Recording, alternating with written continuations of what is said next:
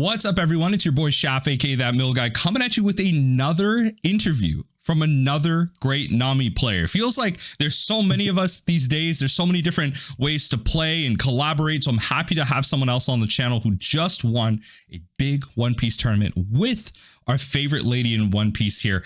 And I mean, you're probably seeing some new visuals on the screen as well. So let me know what you think in the comment section down below. If it's too crowded, if it's a great direction, I don't know. I'm trying to try new things while having great people on the channel here. So I don't want to kind of bury the lead here. I'm going to let our guests introduce themselves, and then we can hop right into a little bit of interrogation on how to mill the best way possible right now. So why don't you introduce yourself? Well, so I'm Javier Caro. I'm from Seville. I've been playing this game like from when it started, from the first starters, at a friend, both from me as in a Xavier present. Right now, I'm studying a master in Granada, a city in Spain, of mathematics and physics. That's a bit resume of all. Okay. And talk to me about, you know, what's your experience with the One Piece TCG, card games in general? Like what brought you up from where you are right now to playing Nami? Like, where'd you start? Yeah, well, I started I didn't play any card games before this. When I was little, I played very roughly Magic the Gathering, but just as a kid. And I just started because I really love One Piece, and also my friend did. He just gave me that birthday present of 2 starter decks that I remember was the Luffy one and the Kid one. Yeah. The 1 and 2, I think. Yeah. And we started playing. Also, we were at the gate of the university playing with proxies. Okay. That's how we started. Yeah. No, I'm happy to hear like someone that started TCGs for the first time hop into One Piece. Yeah. I like a lot of times I hear people, you know, they played Yu-Gi-Oh, they played like Pokemon, or they played some other TCG, maybe like Union Arena or whatever, and then they came into One Piece. So I'm curious to get your perspective on a lot of things actually later in the cast, especially when it comes to Nami, because Nami, as you've learned at this point, is the only alternate win condition in the game, which is a very controversial topic for all TCGs. It's not just One Piece. So I'm interested. We'll talk about that down the line. So I guess you started almost maybe from the beginning. I guess what set or what meta did you start from? OP01? Were you in 05? Like, when did you start playing? No, OP02. I mean, I played. Yeah, because I started with my friend from the start of the game. Yeah. But we just played for fun. We just made our decks however we wanted, just with all the proxies. Yeah. Well, also the first thing we got. Well, his name is also Javi. He will be seeing this, I hope. No, that's great. Okay, well, hey, shout out to your friend for getting you into this. I hope, you know, they're finding equal levels of success in their own way in the One Piece TCG. So that's really great. So OP02, I personally was at the latter half of 04, pretty much like 05 when I first started going to locals. So you had way more experience. But in those beginning days, like you started with the starter deck, once you started maybe playing the sim or going in person to locals, what are the first few decks that you started playing with? The first one, I didn't have any money when I started. Yeah. I was, I started. Yeah. So I had a red green Luffy deck that I made. It was just like with a film pack. I was just playing the vanillas, and my friends in the locals, some playing black, so it was always I play the vanilla, you keep the black. Oh, I'm dead. Okay. Yeah. It took you a while to learn what like the meta was. I definitely get it. Like there were like, I remember when I was learning with my brother, and he didn't really like fully get into it, but he was playing the starter deck, and I bought my first deck, right? And it wasn't Nami. I built like this aggro list from like Red at the time, just to kind of get some of the basics down. And like he couldn't understand. Like I was playing essentially like a cheaper version of OP04 Whitebeard. And you can imagine OP04 Whitebeard, like you're just hitting them in the face. Like cause his in mind, he's like, oh, you're losing a life in turn? That's so easy.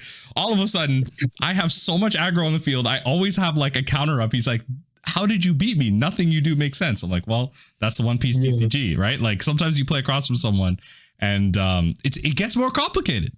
People have good cards. It's a good learning experience, but that's good. So you start off with like a aggro deck essentially. I don't have too much experience with like red green Luffy, but I know that it's an aggro deck. Like one of the worst leaders you can find. What did you? So Yeah. Tell me. I know the first leader I took seriously actually was in OP03. That was Kuro. Oh, okay. Yeah. No, I made a deck list of my own, and I won a store tournament and also a tournament that they made in a. Yeah, it's this leader right here. So I'm just kind of putting up on screen. So for people like watching on YouTube, Sakuro, OP03. I think I played against this leader once. So activate main 3. You may rest 2 of your East Blue characters, set this leader as active, and rest one of your opponent's characters with 5 or less. So you restand and maybe like tap down a blocker, but you got to have characters out on your own. It's horrible. But yeah, I was like, wait, this costs $3. But like the cards that needed the East Blue leader, for example, Gion that rested 2 for cost on play. There was like some cards that were really good with if you had an East Blue. Right. Yeah. What I did was to combine it with the Supernova package, the 8 cost kit. Yeah. And I made like a really solid deck doing that. I mean, look, you probably did. I feel like the biggest downside with this leader is actually the fact that it's 1 color. I feel like this leader really would have benefited from being 2 colors.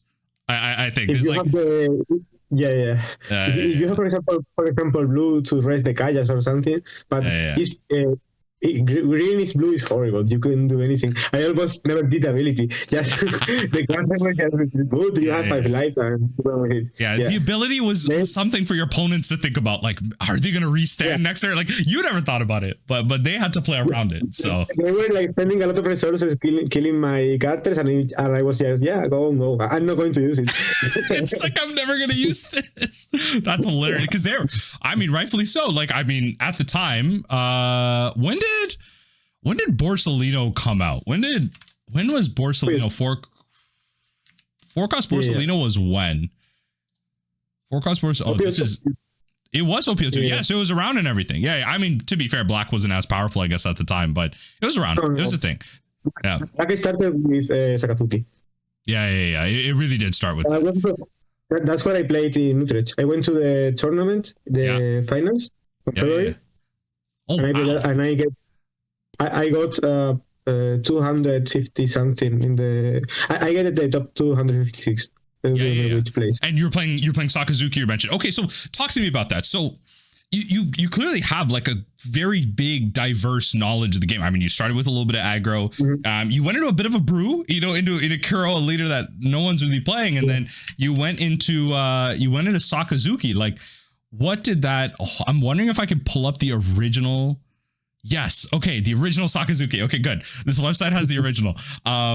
You trash a card from your hand, you draw 1, right? So you're feeding your yard, you're feeding your 4-cost Luchis, and giving your opponents minus costs. Like, how did you feel about this like kind of control value deck? No, Sakazuki was an incredible deck. It was like playing in a chess game. Also, the mirror was incredible. It was like one of my best. How you say? I don't remember. The best place I had was with Sakazuki. Right. Also, it was incredible because you had everything you wanted in every game because it is a BO1. Yeah. BO1. So it was an incredible deck. Yeah. Yeah, and I think it was one of those decks that like really like the mirror. Okay. It was a nightmare to watch. I think like a lot of people, like, you just didn't want to watch Sakazuki mirrors because they were so boring, but the 2 players playing it, oh my god, big also, brain. Yeah. I felt really overwhelmed because I didn't have for Utrecht in my local. They were in no other place of Sakazuki. I was the only one, so I didn't really have the mirror really tested. And it was like busted. Everybody was. I could feel like an enormous gap between me and the opponent. It was like physical.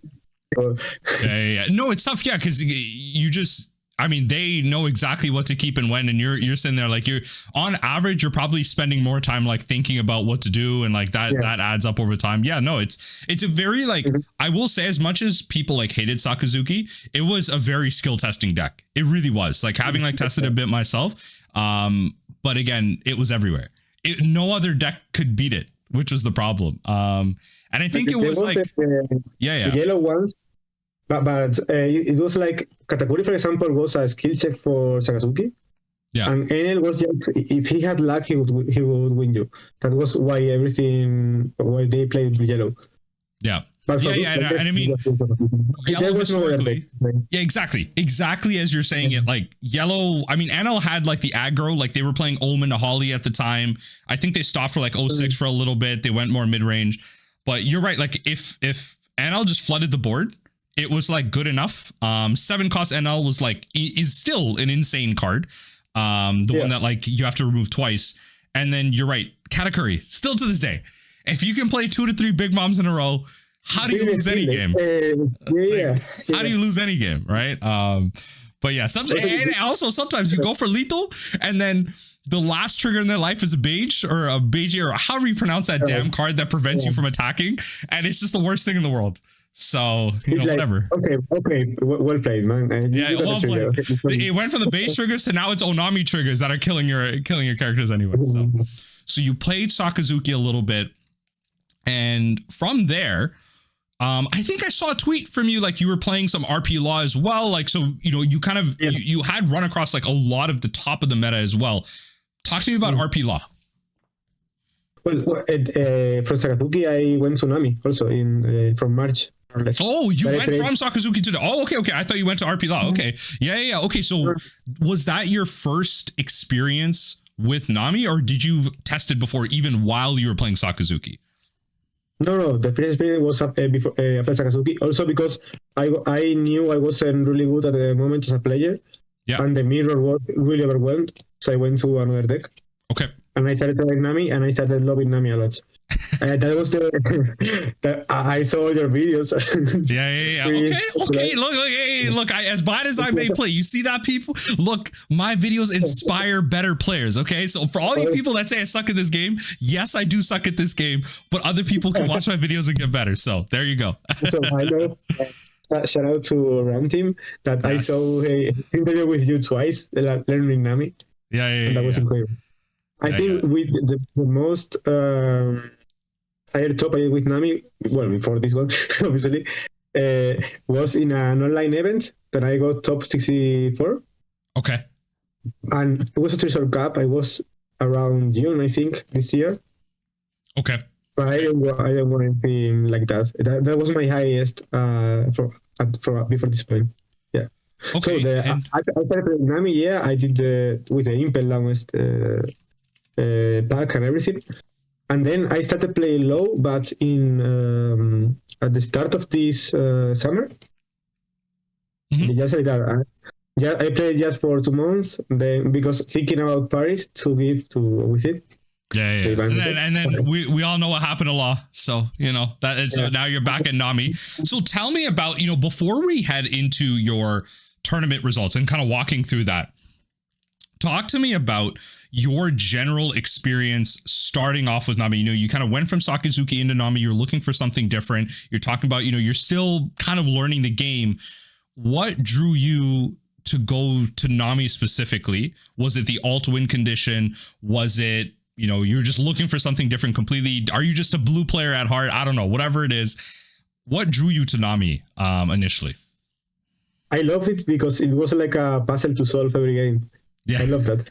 Yeah. You just have the cards, and also it felt similar to Sakazuki in the sense that you have everything you needed every game. Yeah.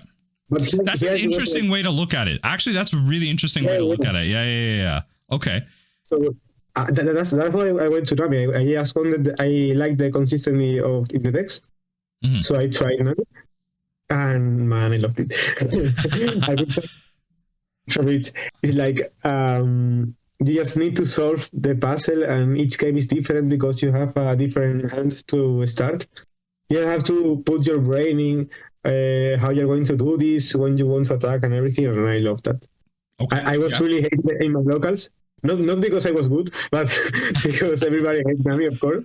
Yeah. Of course. I mean, I find that I think it's almost like universally agreed. Like ever since '07, I think '07 is really when like Nami popped off. I think there was a portion in '05 where Nami was good too. I think like the Sakazuki matchup was like close to 50-50. Like it really was like winnable. And so that's when people started catching on to it. And in '07, that was like Nami peak. Like everyone was winning with Nami. Like all the good players, everyone was winning with Nami. And I mean, right now, even in '08, people like you are, you know, against all the purple, all the black. I mean, to be fair, black's probably a pretty good matchup for us anyway. You're still overcoming with Nami. So with all of that, like, how have you felt with some of like the classic cards? Like a lot of Nami hasn't really changed. You know, we still play Pilafs, Rubber Bands, Spadas, like all these classic cards. How did you find, you know, playing with a lot of these? And did you find that you had struggles like maybe switching off the list? You said you started with Impel, right? You started with the Impel down list. Like, did you have a hard time swapping into Kuja Pirates? Did you have a hard time trying out new cards? Where, you know, like me, it took me a while to get off of Zeph. It took me a while. It took me a while to get off of Death. Oh my God, I still can't get rid of Deathwing. The minute Deathwing is good again, I'm ready. My Deathwings are sleeved up. They're ready. So talk to me about that. Yeah. No, the list, you almost play the same, to be fair. Like, you had more interaction in your turn with the Arab Split Fist, with the Impel down list. Yeah. But it's roughly the same. It's almost the same to play. Okay. It's just, I think the Nami representations really changed with the meta. Yeah. That's the reason why. The reason why I played here in Paris was because of the meta. Mm-hmm. If everything is going to black and I play with Nami, I just win 2 or 3 games to start. Mm-hmm. If I just encounter black players, I'm winning the tournament. So I want to hop off what you said there. So like, you know, kind of talking about like you're making that odds call of like, yeah, if certain things do line up, which by odds they will, I probably will win the tournament. And you're talking about, you know, kind of taking triggers or certain cards that you're going to see, you know. So I want to ask 2 questions that maybe go into the tournament here. So one of the things that was a big change for a lot of people, right? Because a lot of people just see Nami winning. That's all they see, right? But they didn't see us going from the Deathwink list into the Kuja Pirates list. How do you feel between the two? Like playing Mr. One, Buggy, finding Gavel, shrinking your hand, playing Deathwink. That was like the initial kind of side of Nami. And now it's more proactive. It's play out your Searcher, Margaret, Snake Dance, bounce your, you know, Searcher or your Kaya again. Like you have to use more of your Dawn. And keep your hand big, keep your hand healthy. Very kind of different in that way. How do you find these 2 play styles have like evolved over time? And do you think, like, as an additional question to that, do you think the Kuja Pirates list would have actually been better back in 04 and 05? Or do you think it's kind of like more adapting to the meta? What do you think? To start with the last one, yes. Yeah. The Kuja Pirates are way more than way better than Impel Down. It's just you have also connecting with the first question. Yeah. The Kuja Pirates give you a consistent deck that is. Nami hasn't seen that before. Well, maybe with Sengoku, the Searcher, I tried some lists with it and it felt really good. But yes, Margaret is really good. Snake Dance Trigger is insane. Snake Dance is the card that I remember when people swapped to Kuja Pirates initially. Like Snake Dance was the card that no one was really cluing into. Like low key, Snake Dance is the whole reason that this deck works. Because like the trigger is insane. Like actually the trigger is insane because it's like a free brick fist that also bounces your Kaya, and being able like a 4K counter that then almost like draws you a card because like you return a character and then you translate the character into something else, like whether it's Kaya doing more cards. Like you're right, Snake Dance is like low key like actually the card that puts it all together. How do you feel about you got the Lord of Pig with Gloriosa, which is also an insane card for Nami. It's a consistency never seen in the deck. Also, Margaret is a great hit because with Nami you want to spend dons on your turn. We will talk about that later, but to make the other think the opponent that they can hit you, you need to use your Dawn. You need to leave a little Dawn open. So Margaret is really good for that also, if you don't have Pilaf, of course. Yeah. Yeah, no, we're definitely going to talk about a little bit of baiting and bluffing. And it's important, especially with something like Margaret, like when you know you're playing against an opponent that can remove it or can't remove it, like should you play it, should you not play it? Like there is a lot of dynamics for playing something like that on 3. And a lot of times, like, you know, we're going to talk about a matchup specific, like how cards like play out. But a lot of what I really like about Kuja Pirates, like, and maybe you can mirror this, like with Impel Down, like every card played the same way. Regardless of the matchup, like I have to shrink my hand and I have to play Deathlink. That's it. That's what Impel Down was. But now with this matchup, like it's like, okay, do I actually play the Margaret or do I save that for Gavel? Do I bounce the Kaya or do I bounce the Searcher? You know, like there's actually like different plays that lead to different avenues here, which is what I really like about Kuja Pirates. So I guess like jumping off of what you're saying, you're having options. Nami plays better and kind of your decision to play it in this tournament. What happened in this tournament, Javi? What happened? Did you finish in last? Did you finish top 32? What happened in this tournament and what tournament was it? I was the Paris Finals. Yeah. First place, the trophy flex. Come on, okay. Look, the thumbnails got to be you with the trophy. I need you with the trophy. The thumbnails got to be that. The trophy flex. Oh, the slab too. Beauty. The slab is beautiful. Oh my God. Let me see it. Bring it closer here to the camera. Bring it closer to the camera. Let me see it. Oh, 10 out of 10. That's one thing I'll say about One Piece that they have over almost any other TCG. Their promos are so good. They're so good. And their slabs and stuff. Their winter prizing is so good. So that's a great piece of history. So you won. Yep. So the decision you made was a really good choice. What, like, before we get into the individual matchups, because I want to talk about how you kind of, you know, round by round a little bit, talk to me and elaborate why you ultimately decided on Nami. You kind of talked about it there, like, you know, the odds, looking at the field, like maybe you felt like Nami was good into like a lot of the black that's being represented right now. Why did you choose Nami? Well, first of all, because I had a lot of time playing Nami, just because I like the deck. But also, I was also talking this with my friends from the locals. And it was like, Nami is obviously the right decision to make here, because you have the tier 1 that was Lucci, Black Luffy, Black Yellow Luffy, and well, Bonney's, I think it was like 1.5 or something, or 0.1, or 1, sorry. And it was, Nami goes well with all of them. You can win all of those matchups consistently.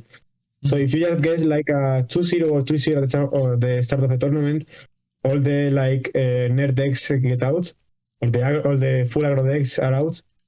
If you just playing against the black players, you have a good chance of continuing winning. Yeah. I really like that. So this is something that I think a lot of players don't realize, that, yeah, like once if you know, because at the beginning of these big tournaments, a lot of it is about luck, because you need to try and dodge some of the nonsense, right? Like you just have to hope that the random, like, oh, what's that leader? The Arlong leader. Let's say the one person playing the Arlong leader in the tournament, you could dodge them. Okay, that's the hope, right? And then once you get there, you're right. Once you start getting it around 4, 5, 6, whatever, that's when you're going to be coming up against the Lucci players, Black Luffy players, the Katakuri players, Purple Luffy, whatever it is. You're going to start coming up against those players. That's when your training kind of comes into play there.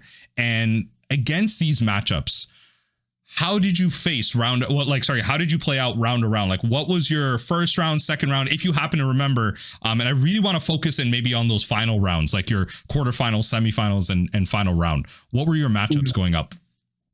Well, the first one was a Katakuri. That is almost a free win for Nami. Okay. Like, he has almost no chance of winning there if you just draw more or less well. Then I don't really remember the next 3 matchups. I think they were 3 black decks. Okay. 2 Lucci's Black Luffy. I went then to I uploaded there. The 5th was Reiju. That was a really difficult match. Yeah. Reiju, really, especially like if they Reiju can get off to some crazy starts. Crazy starts. Yeah. And you beat them, so you got there. But yeah, how are they? So from there, for after the Reiju, what were your other matchups? I encountered a Bonney that I lost. Okay. That was like one of the worst luck I had in the game in general. So, you know, Nami. I started with the starting hand. I still remember it. Was 2 Impel Down All Stars, 1 Perfume Femur, a Kaya, and a Pillar. Jesus Christ. How was I supposed to win that? And also, then I had 0 triggers in lives. The opponent started with 3 Bonney Searchers. He found 2 Apus that they rest to a down when they attack. Sorry, man. No, it's like, what are you supposed to do? You know what? Look, the one thing I'm happy about is that someone like you that like even won this tournament can still like. A lot of Nami players talk about like, yeah, like those times when all of your life are just characters, you find none of your peel-offs, like these bad game situations. And even though you went through a game like that, you were still able to kind of get there. Like, how are you feeling? Like, okay, 5 rounds in a row, you won. And then you come up against Bonney, you finally lose. Like, how did that feel for you? Like, did you feel like your mental changed? Like, were you still kind of focused going into the next round? Like, you've been playing hours, probably 3-4 hours of One Piece at that point. Your mind was probably like melting at that point. I don't know. Not really, to be honest. I was like, because I love playing this game. So I can be playing 10 hours with no problem. Okay. So for me, that was a problem. But I was really having my feet on the ground with the tournament. So it was like, I know I'm going to lose 2 games. It's okay. If I lose one, it's just probability. That's one thing I study in the university. So that's good. That's good. It was like, it's okay. I lose in the game. I just need to keep my mind on winning the first games. Yeah. And I was totally fine. I went to the next game, try to win it, and that's all. What were your matchups after that? After the Bonney, what were your matchups? Another Bonney. Okay, well, so what? You're on round 7 now at this point. So 6 and 7 were Bonney.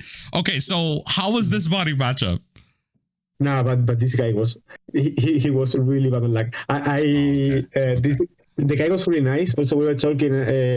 Right. When I won the game, we were talking about it, like the things he could do better and so on. I always like to do that with players. And also because they told me what things they were thinking and so on. Yeah, he was a really nice guy. But his luck was terrible, man. he had like 5 costs. He couldn't find any Hody Jones, any Zoro. Oh, thank God. The other day, on the topic of Hody Jones, the other day I actually had a video recorded from the sim where the whole game, I'm trying to play around Hody Jones because I know it's happening. I was playing against Yamato. I was trying to play around Hody Jones. The game ends and there's 3 Hody Jones in his life. Those are the good games. Sorry, I cut you off. You were in the middle of saying something. Go on. Don't worry about it. It was like, I don't remember what I was saying. Don't worry. So you're playing the Bonney. They're bad on luck. Yeah. I also had like 0 triggers in this matchup. Like, and you still won. You still won. Yeah. But because he didn't see anything, man. He was playing with 5 costs, singing with 9 with 3 downs. It was horrible to see for me. He had found Hody Jones, was out of the tournament. Yeah. Oh, that's so unfortunate. I mean, hey, shout out to that opponent. Like, they were a good player about it. You had some conversations. So after, like, how many rounds was it before you cut to like top 8? Was that the last round or? No, there were 2 more rounds. 2 more rounds. Okay, before the cut. Yeah, it was a 10-round tournament. Then after this Bonney, I encountered Lucci. Okay. Oh, that game! I have to talk about that game. Okay, go on. Do you know this card? It's pretty famous right now. The Mr. Okay, no, hold on. Because I want to talk about the fact that you played a one-of copy of that late. Okay, you know what? Just talk to me about it in this matchup because I want to talk about it more later. I definitely want to talk about it more later. So go on. Sneak peek. I used this twice. Twice. Okay. I bounced him. That's golden. Hold on. I'm putting it up on the screen so people can read it. Okay. All right. So you use. Go on. I used Mr. 1 twice to win against this Lucci in round 9. That's so twice. good. That's so that was good. incredible, man. Yeah. Okay. And so that was, did you find like that was the key?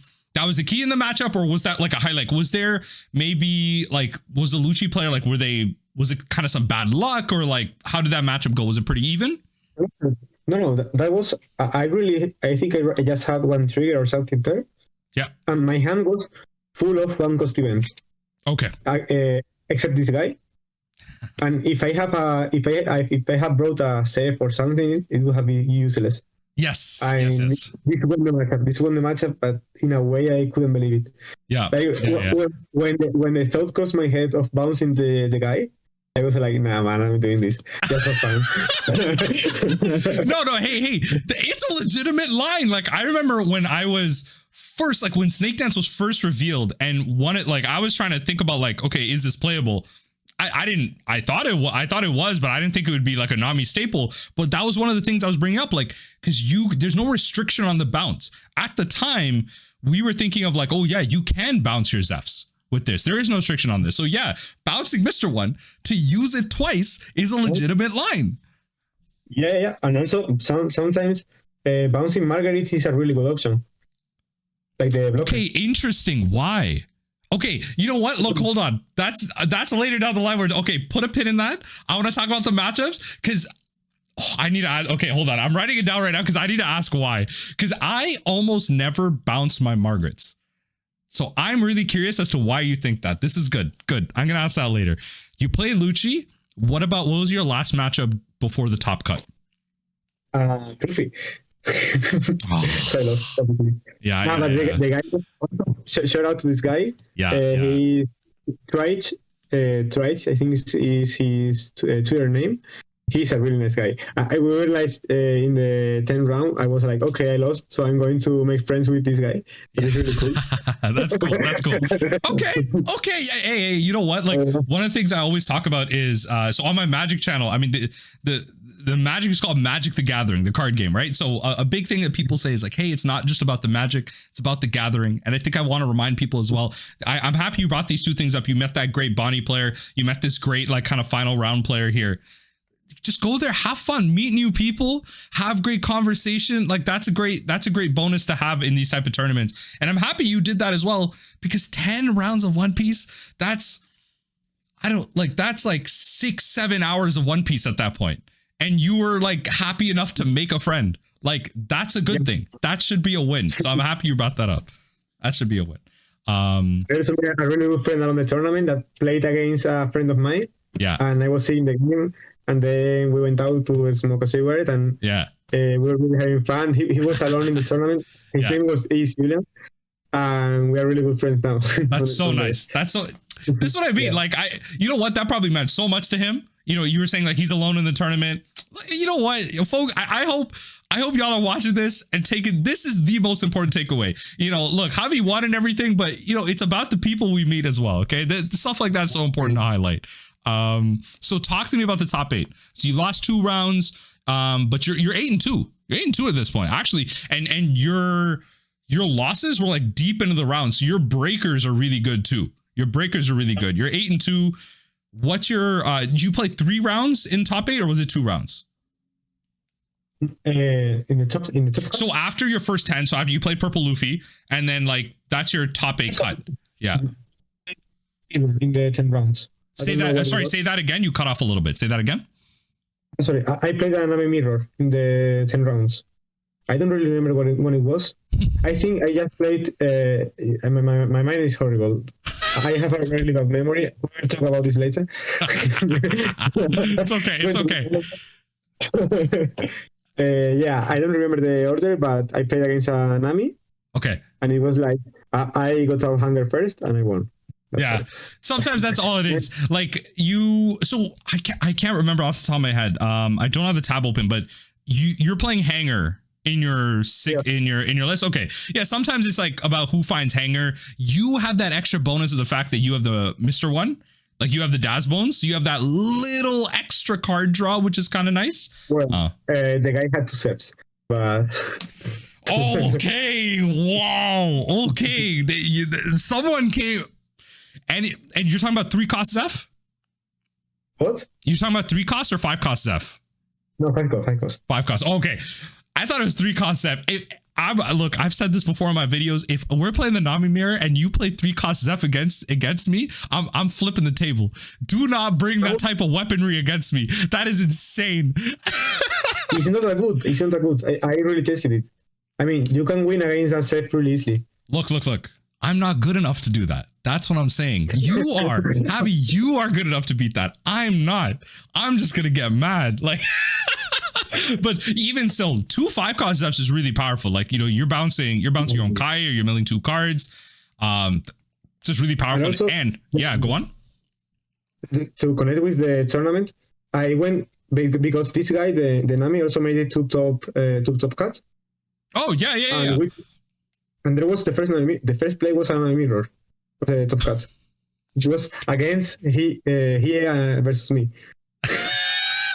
Of course it was. Okay, so do you remember that round? Do you remember the round playing at top cut? Okay, how was it? I remember everything in that round. It was like I was like in the really chill in that game because it's like, okay, nothing depends on me. Everything depends on how the cards come.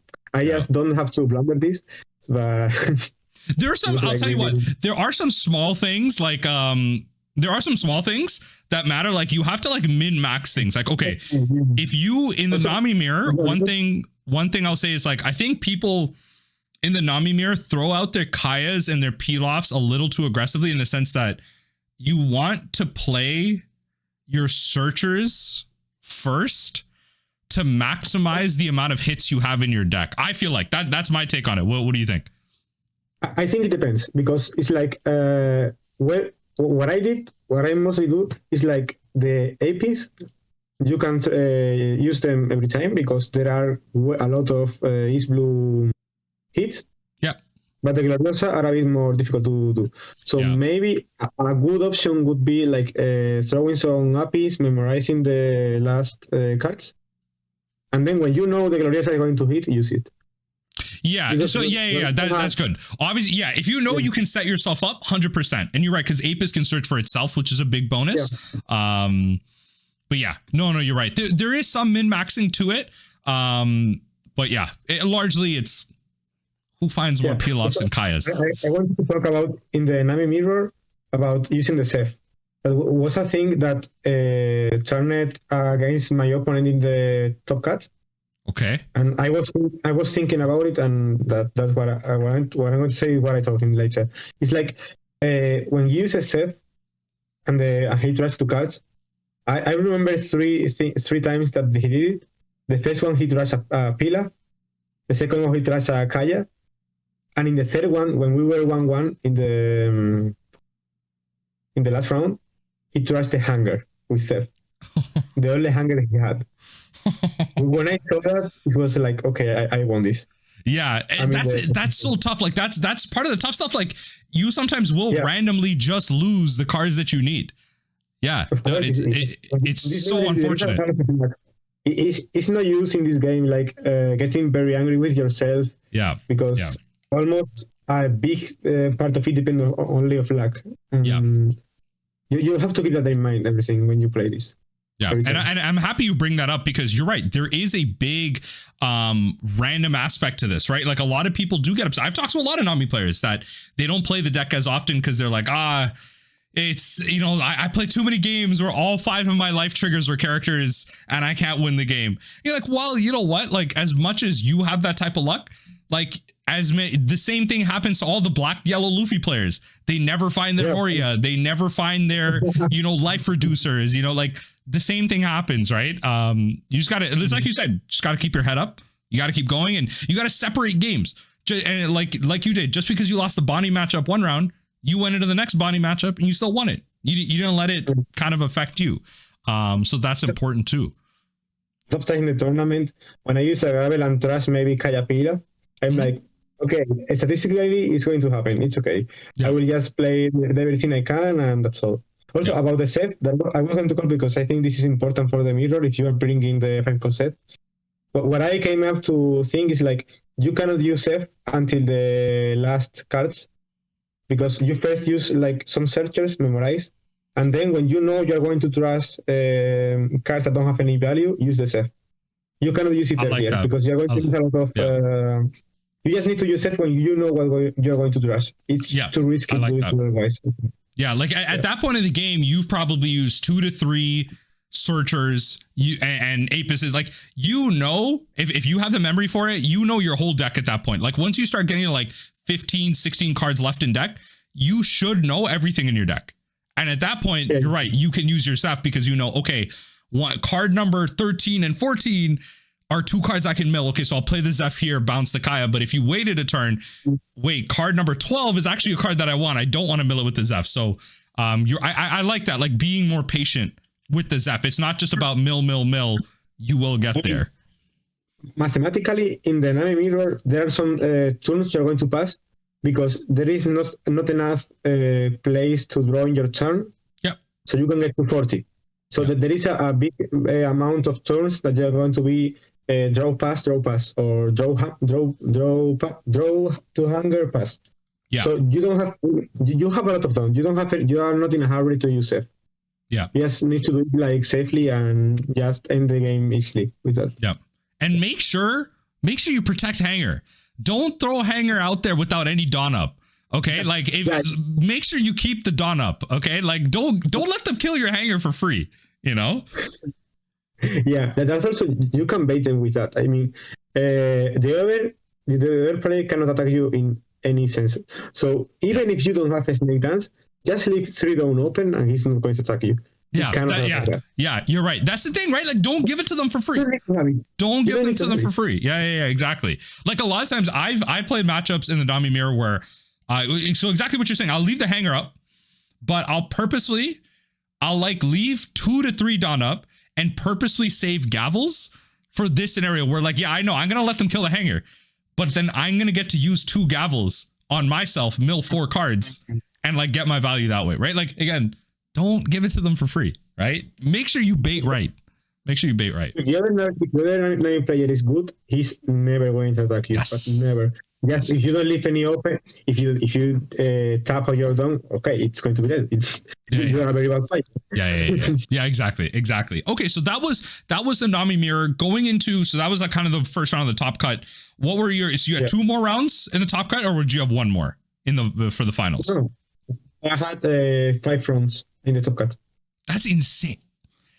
I don't know how you're playing that much One Piece. That's insane. Okay, 4 more rounds in the top cut. Okay, tell me. Okay, 4 more rounds. What about round number 2 in top cut? That's insane. That's an insane amount of One Piece. Yeah, this one was against a Lucci player.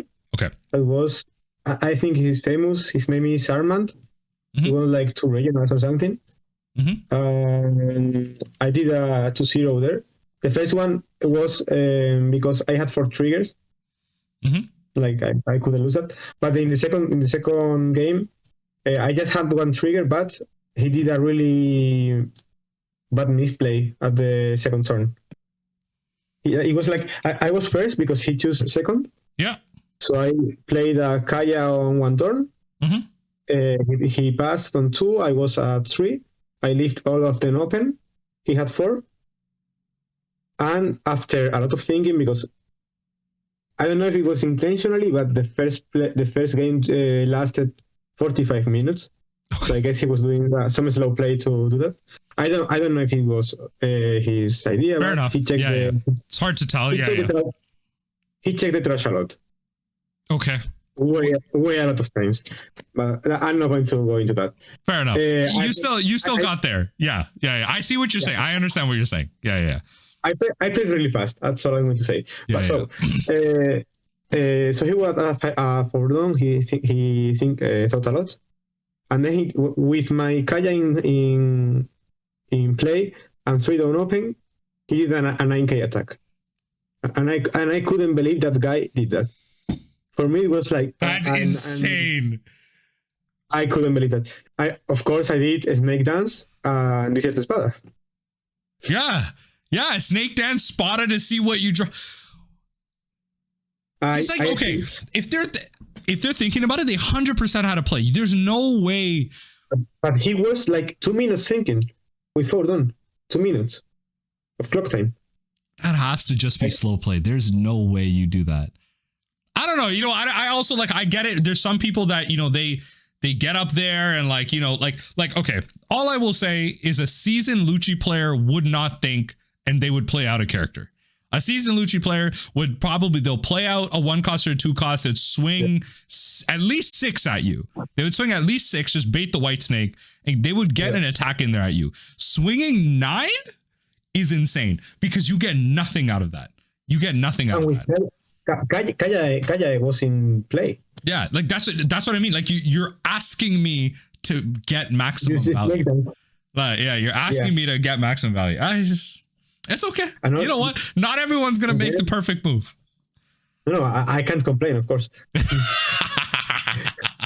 Okay. And also, he also played like very early in the game the 6 cost Brook. Okay. He played when I had Pilaf and Tukayas, and it wasn't at the. I had Pilaf and Tukayas in trash, and it wasn't really late in the game. So it was like he put me those 3 in the bottom, and then in my turn I did Gloriosa. 5 slots push them back up. Yeah, exactly. Yeah. So now those are at the bottom, but now they're cards. What are they? They cards 7, 6, 5. Yeah. Oh my god. Yeah. And then AP another 4 slot up. Push it even further up. Okay. Oh, also, I want to confess. I want to confess something here. A bit shameful. What do you gotta confess? Okay, I was really chilling at the top cards because I just couldn't believe I was there. Fair enough, eh? You know, the star, your star struck a little bit. Yeah. I didn't memorize a single card. I don't blame you. Totally true. It was totally random. All of these cards and draws. This is okay. Honestly, look. This is. I tell people this a lot. Actually, the people that ask me, like they're like, how do you memorize all this stuff in Nami? I'm like, look, at the end of the day, you can't. I do that. You're like 12 rounds in. You're 7 hours playing. You can't expect yourself to give yourself a break. It's okay. It's kind of funny. Honestly, the fact that you got this far without even memorizing a single card, it's kind of funny. It was incredible. I was like, okay, I'm doing this over one. Yeah. No, that's hilarious. But hey, you still got there. And it kind of goes to show, we are going to talk a bit more about 6 cost Brook a little bit like later down the line, but it just goes to show that it's not pudding or anything. It's not really a counter. Especially because you get to choose the cards that go back in. You have to play it really good. Yeah. You cannot play that card anytime. Yeah. You have to do it, for example, in the last swing you're going to do, that Nami just prepare the need for the cards they have. Yeah, I see what you're. Yeah, so they have like 3-4 cards left. Yeah. Then you play 6 cost Brook, and then then you can win. Yeah. No, you're right. 100%. If you do it in the middle of the game, and I'm just going to pump everything up, use them again. You're giving me free draws. Yeah. Okay, so that's the Lucci matchup. They made a really strange play on turn 2, and you know they didn't play like a well-timed 6 cost Brook. Talk to me about round number 3 in Top Cut. Who was that? Incredible. It was a guy named Enes. He was a really nice guy. We also made friends. And he was. We were really chilling in the top 8. Okay. Because I told him I can't believe I'm here, and I couldn't be in a top cut, and he was like, "Nah, me neither." Yeah. We're just both happy to be here. Yeah. What was the leader he was playing? He was the Black Luffy. He's playing Black Luffy again. Actually, no, not again. Sorry. Yeah, he's playing Black Luffy. Okay. I mean, I'm here in your interview because I was really lucky with in the top cuts. Yes. I just got the first the Nami mirror and then 4 black decks. Yeah. 4. So tell me, Lucci, Luffy, or like how was it? What was the top 4? Lucci, Luffy. Oh my god. Yeah. I mean, look. Okay. You know what? So we can skip the 4th one and we'll talk about your finals. Tell me in general right now, just in general, blanket statement. How is the black matchup, the black decks versus Nami? Who's favored?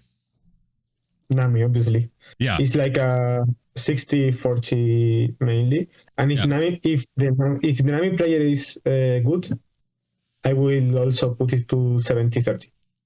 And do you find and do you find that Black Luffy's better against Nami or Lucci's better against Nami? Which one do you think has a better matchup against Nami? No, Lucci is way better. Yeah. Luffy plays really slow. Yeah. Okay. Yeah. I find it's very much like it's kind of like playing against Yellow. Like they play like big things, but they don't have as many like kind of punishing on plays. Lucci tends to like flood the board a bit more. Like they'll play like 3-cost Brook and stuff like that, and they'll kind of like really remove your pieces, whereas Luffy tends to just play big. So in that case, tell me about your final round. You're in the finals. You made it there. You're really happy that you're in top 8. How did you feel when you hit the finals? How did you feel? The semifinals, right? No, just the final match. You're playing for first or second place. Tell me about the final round. I was euphoric at the time because they told me I was going to Japan. Either I win or lose.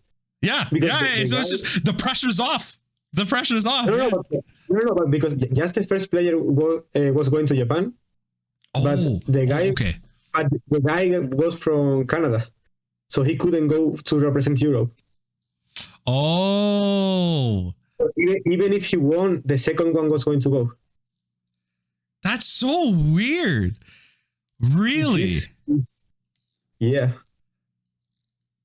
They told me we were playing. Okay. Yeah. Because he wasn't a resident in Europe. Resident here. Okay. I can understand why, but that's probably, I guess, you know what, he signed up for that. Did he know that, or was he kind of upset to hear? I don't know. No, he knew. He knew? He told me before the final, he went to me. We also took a photo. We were main friends nice. There. That's nice. Okay. I think he uploaded our photo to Twitter. Yeah. He's a really nice guy. Okay, that's nice. Yeah. I was talking about. Yeah, so you're kind of playing against him. He was Lucci at the end, and both of you are really excited. So like you're saying, you know, the first place technically gets to go to Japan, but because he's Canadian, he can't go. So he doesn't get that invite, but he could still win the prize. So that's the big thing. He could still win prizing and the promo, which I think a lot of people might even consider to be better, considering the cost of some of these cards. You know, like it might be a pretty sweet payout. So a lot of people would still, you're still playing for a fair amount of money, which is important. So how did it start? You're playing against Lucci. You know your favorite. How are you feeling? You start off. Did you go first or second? No, you always go second. But also, I didn't know his list. I didn't mind looking for it. I think I knew it. I should know it. Okay. But I just didn't look it. So he didn't have Isho nor Brook. He didn't have 6-cost Brook? No, Isho. That's crazy. Because then you can keep really greedy hands.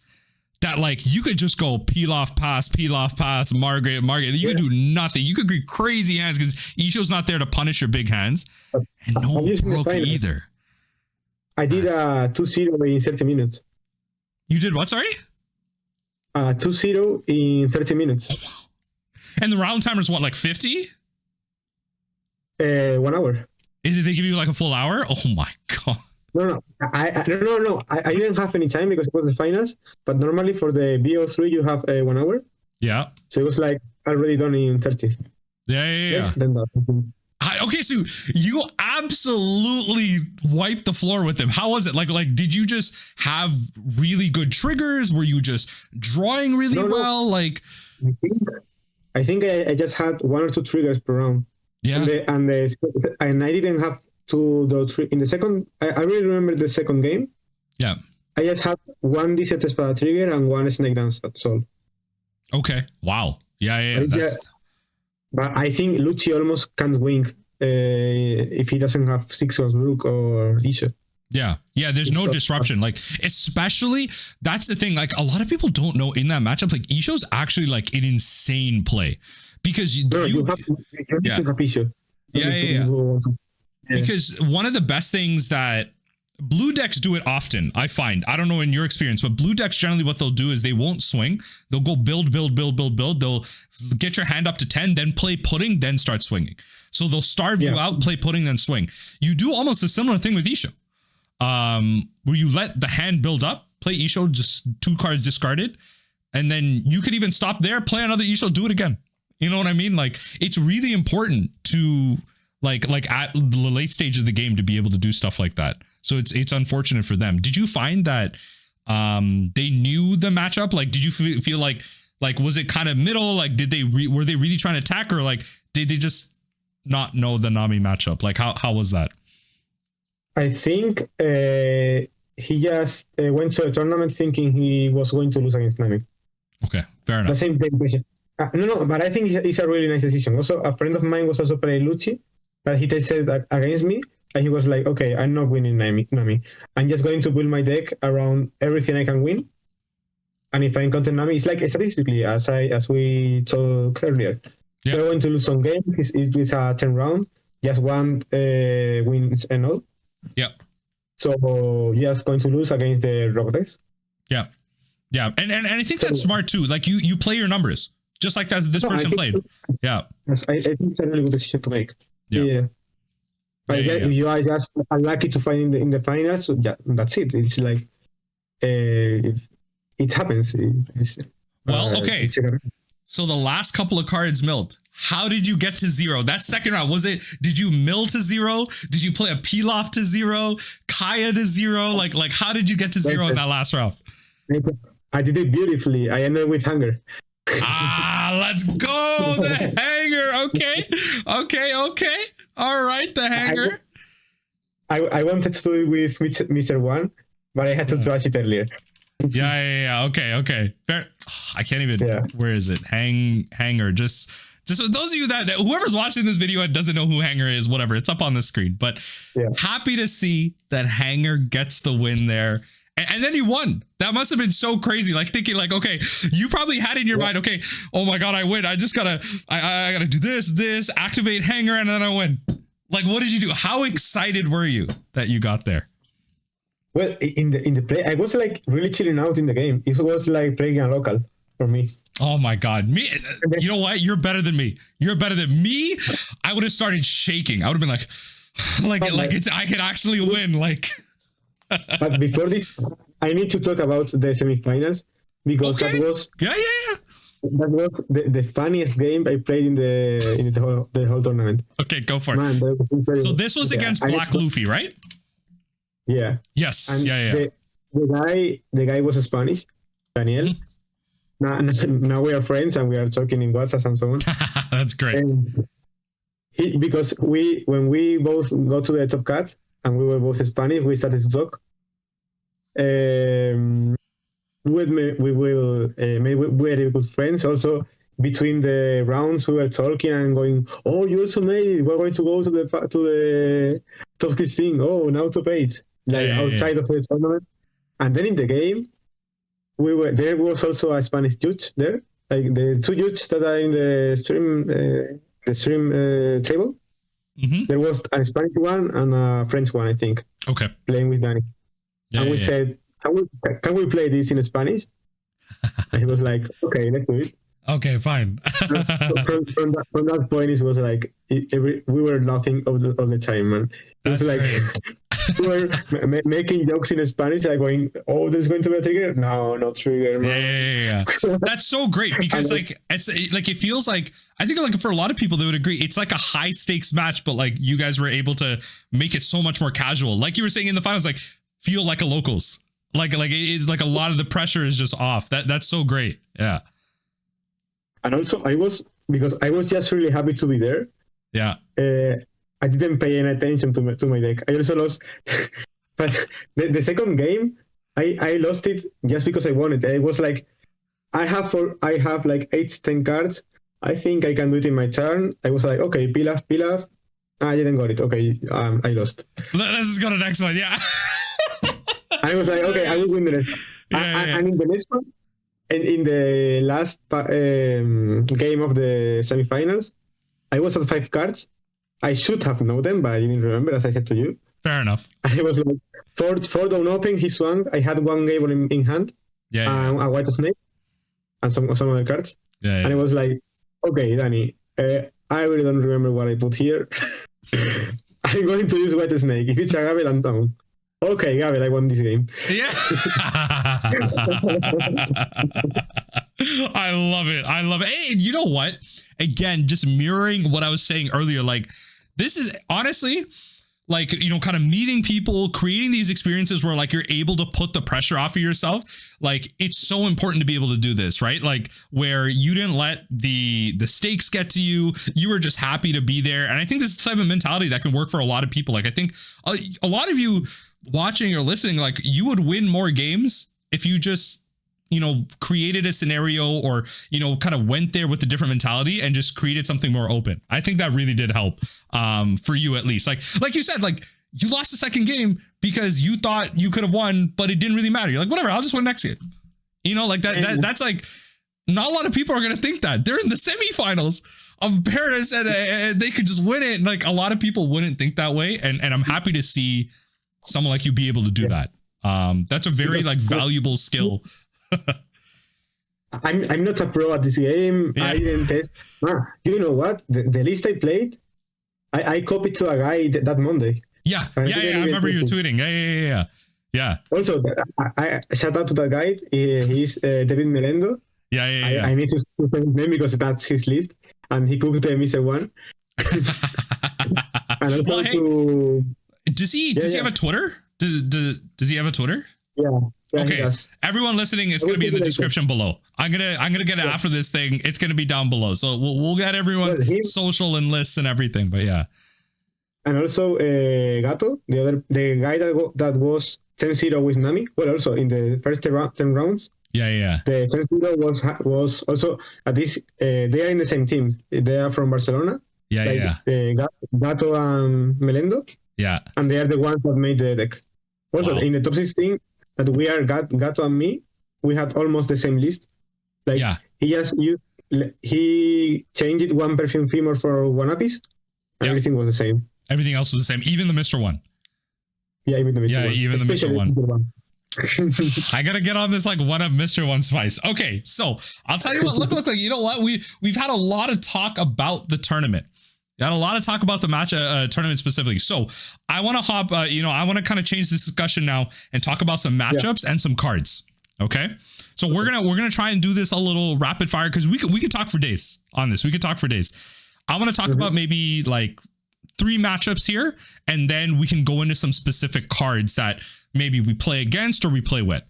So first matchup that I want to talk about is Black White Luffy, or Black. I say white because I come from Magic. Black Yellow Luffy. Black Yellow Luffy. What is this matchup like? And it doesn't sound like you really played against this matchup at all. No, I didn't find it in the tournament. Okay. And how was that? But I mean, obviously I tested against it. Yeah. I knew it's it really depends on how fast he can deploy the 5-cost Luffy. The one that goes to a Yes. Yeah, you draw a card and it gets a boost. Yeah. That's almost his win condition, like getting 3 or 4 of them firstly, as fast as he can. And then for Nami, it also depends a lot on the Marguerites. Those are one of the most important cards. Yeah. Because he has to use his Luffy rocket on the Kayas. Yeah. And popping the Marguerite is almost bad for him because if I take the Kayas on my hand, it's going to be I'm discarding a lot. So almost all the Marguerites you deploy are going to block attacks of 9k or 8k. Yeah. Almost 9k or maybe more because of the leader that has to attack with 11. So you need to find the Marguerites, you need to have a good hand size, and that's almost everything. Different to their game. That's basically the game plan there. Yeah. And is there anything that you're scared to see early? Is there? I mean, you're talking about 5-cost Luffy, but is there anything that you're scared to see early? Scared to see late? Like, what are you looking out for in that matchup? Heck, even in your own hand, like, are there specific cards that you're hoping to see, like White Snake or or Snake Dance? Like, what are the cards that you're looking to see the most against Black Yellow Luffy? What I want to see mostly is the Love Mellow. Yeah. And the Love Thing and the and Margaret, as I said. Yeah. Also, and Margaret, yeah. That's why Gloriosa is a good card. What is almost useless is the White Snake. Yeah. Because that deck hits a lot, starting with 6. Yes. So you almost can never spend 2 on the White Snake. Yeah. You always almost discard it with Kaya. If you need hand size, you keep it. Yeah. But if you are more or less good, you just trash it all the time because you are not going to use a card. Yeah. Yeah. It's a 2-Don investment that most of the time will never counter out of anything. Yeah. It'll never. Yeah. Yeah.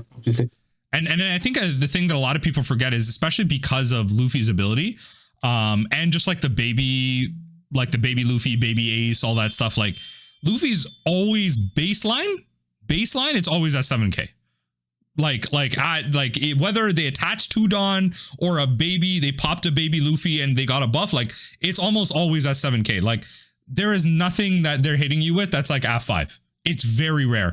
If they swing at you with like baby Garp, like the 1-cost Garp, they attach 3-Don and swing at you, that's a big win. They spent 3-Don doing nothing. Like just that they did nothing that turn. So big win, I guess. Because in that turn, they can do the play of Hiyori, small Luffy. Yes. With 4-Don and then attack with 7. That's horrible for you. You definitely don't want to see that. Yeah. If they have those 3 cards in the starting hand, you are almost dead. Yeah. And do you? The last card I want to talk about is even Rush Ace. Like, do you find that card's? Yeah. I know like some lists, like they're actually not even playing a playset of that anymore. Like they're actually going down on a certain amount. Yeah. Are you worried about that card coming in early? Like, you know, they remove their life, they're coming at you with that on turn 3. Like, are you worried about that card too? That's with the 5-cost Luffy. That's the most dangerous card of the deck. Yeah. I have to play thinking they don't have it. Yeah. And this because you cannot play around it. If you play around that, you're going to take too much risk. And also, almost no list are having the ace anymore. Yeah. Or maybe they have just one copy or so on. Yeah. You just need to take the risk. Yeah.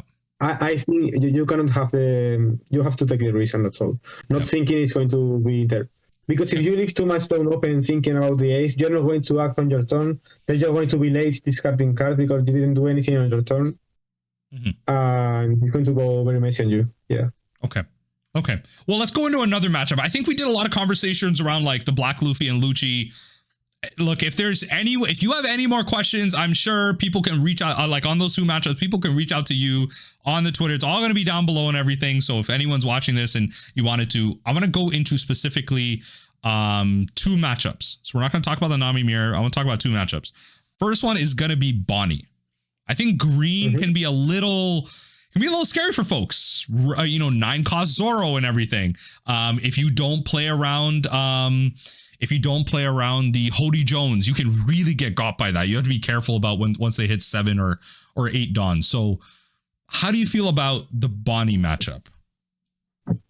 It really depends on the list they have. For example, I also talked with the friend I made, this guy Julian also played Bonney, and I was talking a lot with him and with the second Bonney that we also play. We were talking about that. A lot of Bonney are not having Zoro in the deck right now. Zoro is in this meta almost a bait to have in the deck because it's for Nami it's a nightmare. Right. Like if he plays Zoro into Zoro, you're out. Like play Zoro pass, play second Zoro pass, and then hit you with everything. You're out. That's game over right there. Like play Zoro pass. You like Zoro pass is pretty much the turn after that. They attach 2 Dawn on each of their Zoros. And then they spend 6 Dawn swinging at you for like 11k 6 times. How do you survive that? Like because they also have Cavendish almost always. Yeah. So it's 2 more on each side. Yeah, exactly. Like, they're gonna attack and untap. Exactly. Yeah. It's too much. So they're not playing it. Yeah. No, because it's only good against Nami, and there is it's the same as having Isho and Six Code Brook in Lucci. There is like not too much Nami to have them on the decks. Yeah. So it's kind of like a call, like it's a choice. Like, you know what? I don't need the one card that's going to beat Nami. I just need the cards that's going to beat the rest of the field. Choice, yeah. And I think that's the most intelligent decision. It's like, because almost 9-cost Zoro is not good against any other tier deck. Almost any other deck, because you don't have the time to play it, and it's a break in all the games. So you really don't want to see it in a game that this is Nami. And if you just bring 2 copies for Nami, and then you need it and you don't find it, it's like you are having 2 slots and 2 bricks in all the games. Yeah. Just for one play, you are not going to see it. Yeah, exactly. Yeah, you just come down to random. It's like you could, the one Nami player you play in your tournament, you brought Zoro's, you never find it. Yeah, okay. Because then the rest of the matchup is like, it's not really that problematic. You just have to be careful around Hodies. I mean, I don't know. What are they going to do? Tap down your Margarets, right? Like, okay, whatever, right? Like, yeah, you know, they can tap down your Dawn. I'm saying like Hody is Hody is the one scary thing, but I'm saying like, what else is green really going to do? Green doesn't KO. It doesn't really trash. It doesn't really interact with your hand. No, but they have 2 cards important there. The 2K counters. No, well, just one of the counters, the Apu, the red Jordans. Okay, yeah, I can rest Dawns. Yes, doesn't it rest 1 Dawn? It rests 1 Dawn, I think. Yeah. Okay. Yeah. That's why I lost the first game in the tournament, because he played 2 of them. Okay. Fair enough. I was playing them. Yeah, because you also can't clean it, because he almost every time he have blockers. Also, if I play a Margaret and I attack Apu, he can rest the Margaret, so I can even attack him. Pay the Dawn, yeah, and tap it down. Yeah, that's fair. The time, yeah. There you go. So I guess if they see the tappers, you're right, completely fair. They do have those options. I just find, again, like when I'm playing against green, don't do the super proactive, like super risky things. They'll always punish you. They'll have the Hody, they'll have the tap down, they'll always punish you. Keep your Dawn up. And then like, it's like fine. I don't know. Like once you get to like 10 Dawn, I find the matchup is okay. You just need to get to 10 Dawn. And then like you usually have enough Dawn to like kind of counter out. The only problem, as I said before, is the 9-cost Zoro. Yeah. Apart from that, you are in a very safe spot in the matchup. Okay. All right. So that's the Bonney matchup. The last one I wanted to bring up. I believe you did go up against it once. Reiju. How do you feel about the Reiju matchup? I just realized this whole time I had Bonney up on the screen and didn't change the title. That's okay. Y'all know what Bonney looks like. Reiju. How do you feel about Reiju? If he sees Ichi 2 or 3 7-cost Ichi in the early turns, you're out. Yeah, and they really can. It's crazy how quick they can get those out. Like, the game I won was because he lasted like 7 turns to get the first Ichiji. He was really unlucky, and that's why I won. Also, the judge, the 8-cost card, it's a nightmare for Nami because he rested the Jordan. Yeah.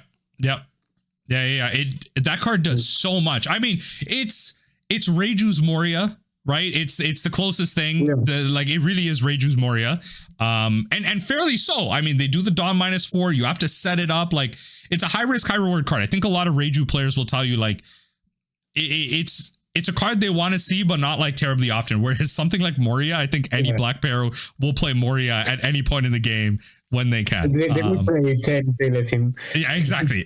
They would play as many as copy. Judge is a little bit different. You're right. So especially with like Porsche is like the card that really hypercharges it. You can go turn 2 on the play, Porsche into Ichigi, get the 7 costs. Like you can do some crazy things. You can get off to crazy starts.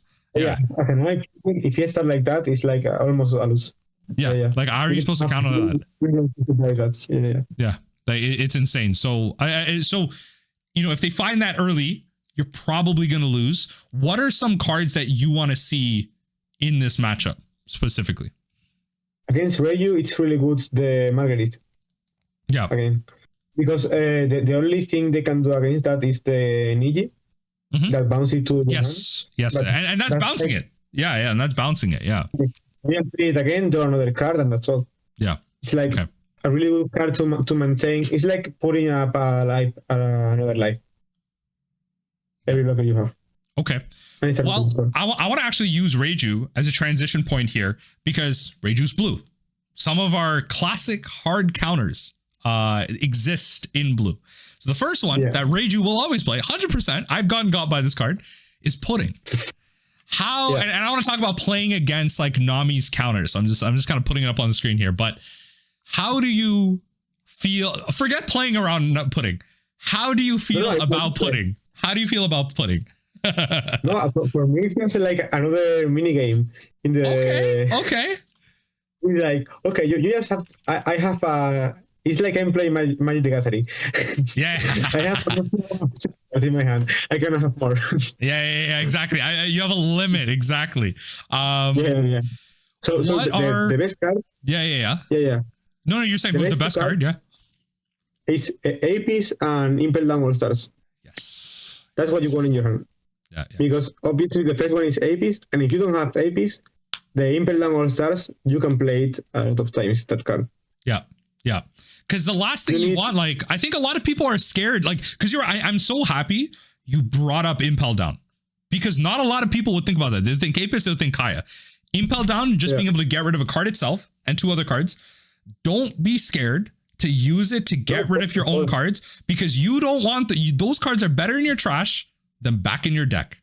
They are way better in your trash, because then your deck is more, you gotta go through more cards. Talk to me about it. Those are your best cards. When would you use Apis? Like you're playing against blue.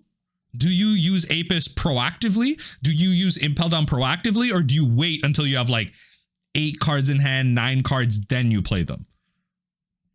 I use it like when I'm at 7 or so. If I have Apis, I use it. Yeah. Almost every time. Well, it also depends on the cards I have in my hand. Sure. If my if I have some Kayas, if I have some Gables, I can just wait to fucking attack. But if I just, for example, a Desert Espada and Impel Down All Stars, I don't have it twice. I just play Apis, catch and Pila, rubber band, anything goes. But the other one, the Impel Down All Stars, is obviously a -3. It's more it's really risky. Well, if you have 7 or 8, you can think of using it just for 1 card, like itself. Yeah, you could just play it. Exactly. Yeah. Similar to Perfume Femur. It costs 2. It's not the most ideal thing, but you can just play it, which is a big thing. I think like one thing I'll point out is a lot of people learn Nami through the sim. And I think we only got that change in 06 or 07 where Batsu like made the change where you can just play out those cards, because the ruling was you could. And it became this like niche trick as Pudding became relevant in 06 that you doing this is really relevant. So that's playing around Pudding. Do you like, are there situations where your opponent's playing blue, you think they have Pudding in your hand, or like you're guessing?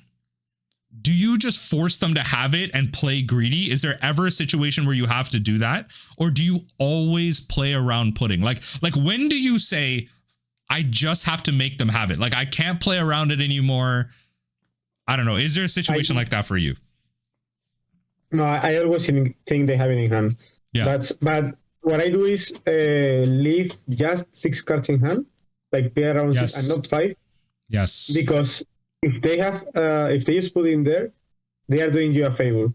I mean, using 4 Dawn and just leaving a 4K in the battlefield just for 1 card, it's a really disadvantage for them. They get really low. You just get your 5 cards again. You just lost 1 card, and he lost on the turn. And a 4K in the battlefield is really easy to manage for Nami. You can just White Snake if they hit with 5. So I just go at 6. If they want to deploy Pudding, I'm okay with it. Yeah. And I don't have to be restricted to 5. Yeah. And I couldn't agree more. You're completely right. Like, where the Pudding player gets value, the blue player gets value, is if you're at 7 cards, because then when they shuffle it back, they essentially negated a peel off. right? Because they put 2 cards back. Yeah. But once they do it at 6, like the value isn't there. I couldn't agree more. I think a lot of people get too caught up in it. Like you're right. You don't need to go to 5. Go at 6. Let them put in you. It's not enough value. It's not enough value. And you know what? A lot of times.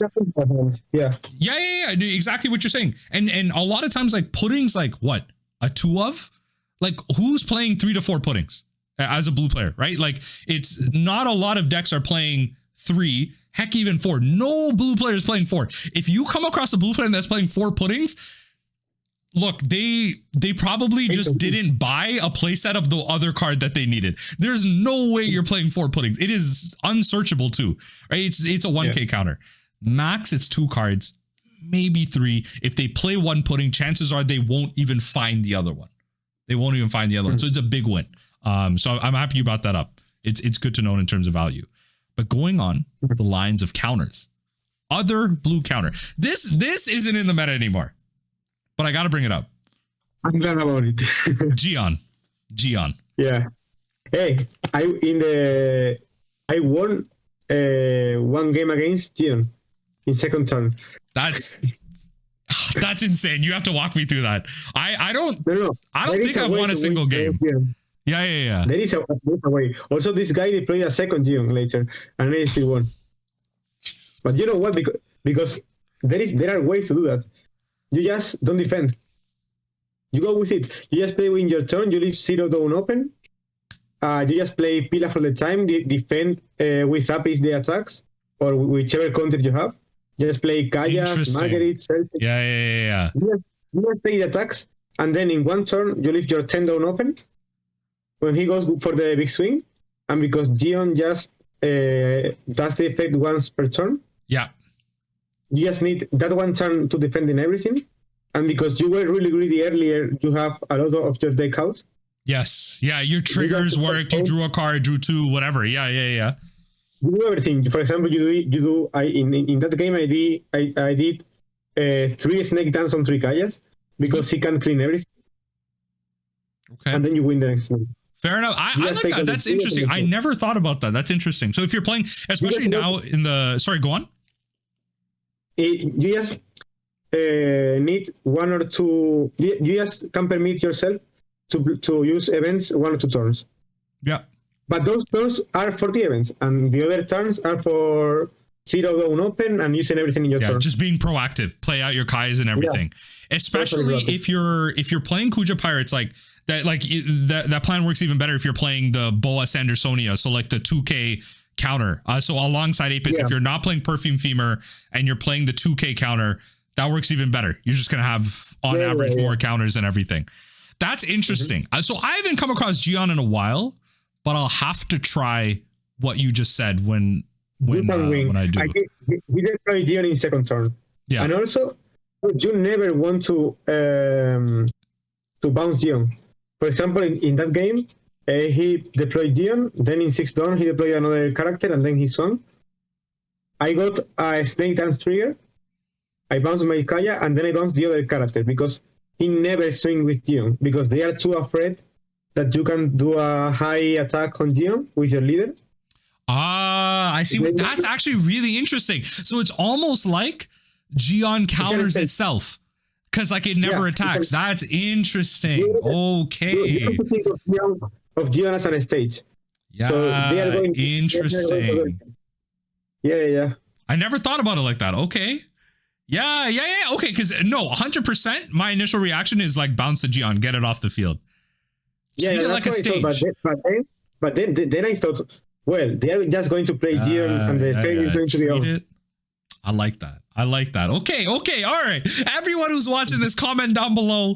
Come on, treat Gion like a stage. Come on. Let me the comment down below if you're watching this far in the video after it's recorded. Gion equals stage. That way I can see the real OGs, the ones that have watched this far in the video. Gion equals stage. That's my big takeaway from this video. I'm happy we did this now. That's my big takeaway from this. Okay. I like it. Tell me about the last counter that I want to talk about is more so a strategy. And it's been one that I think a lot of yellow players like to use. Katakuri is really good at this because they have a lot of big drops. It is starving So, you know, playing out characters, not attacking until, you know, you play a big mom or you play like your Yamato, like you have a big board, then you attack. How do you generally like to play around this type of strategy? Because I think you can tell, like, by turn 2 or 3, your opponent's not attacking. You're like, oh, you're starving me. Okay, I see what you're trying to do. How do you then adapt? What are you looking to do? This is something related to what I talked to you. What I talked to you earlier, that you have to bait them. Yeah. There is, when you play Nami, there is a really mental factor in the game. Right. If you draw a lot, the other is going to get nervous.